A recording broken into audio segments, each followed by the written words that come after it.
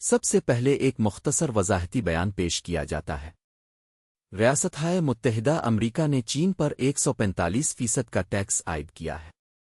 ایسے وقت میں جب ٹیکس آسانی سے پلٹے تبدیل کیے جا سکتے ہیں، یہ نوٹ کرنا ضروری ہے کہ دیگر ممالک کے لیے 90 دن کی مہلت بھی کسی بھی وقت کم پلٹی جا سکتی ہے۔ سلام، یہ ہے امریکی حکومت نے فینٹینائل کے نام پر چین پر موجودہ ٹیریف میں ترمیم کرتے ہوئے اسے 145% کر دیا ہے۔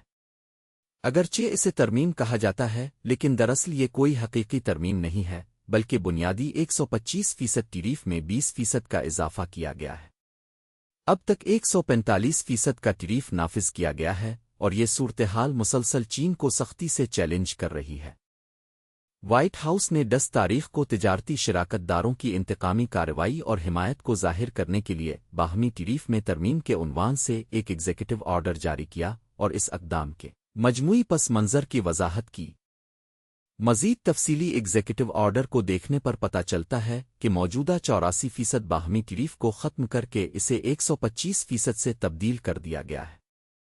مزید برآں صدر ٹرمپ نے امریکہ میں فینٹینائل کے خام مال کے داخلے کے مسئلے کا مقابلہ کرنے کے لیے پہلے ہی پچھلے فروری میں فینٹینائل پر 20% ٹیریف عائد کر دیا تھا۔ ان دونوں اقدامات کے مجموعے نے موجودہ 125% میں 20% کا اضافہ کر کے کل 145% کا ٹیرف ریٹ نافذ کر دیا ہے۔ یہ ٹیرف اقدام امریکی مشرقی وقت کے مطابق 10 تاریخ کو صبح 12:01 بجے نافذ ہو جائے گا اور چینی مصنوعات پر فوری طور پر لاگو کیا جائے گا۔ اس کے نتیجے میں تجزیہ کیا گیا ہے کہ چین ساکت نہیں رہے گا۔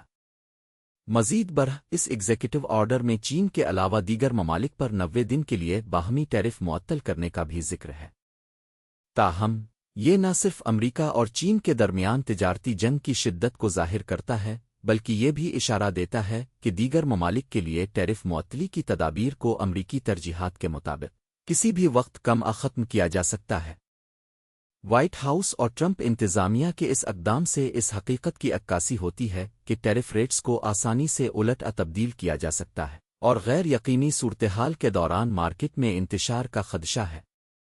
روزانہ ایسی صورتحال پیدا ہوتی ہے جس کی پیش گوئی مشکل ہو جاتی ہے۔ یہ خریدنے یا بیچنے کی سفارش نہیں ہے، براہ کرم سبسکرائب کریں اور لائک کریں۔ یہ تھا۔ شکریہ۔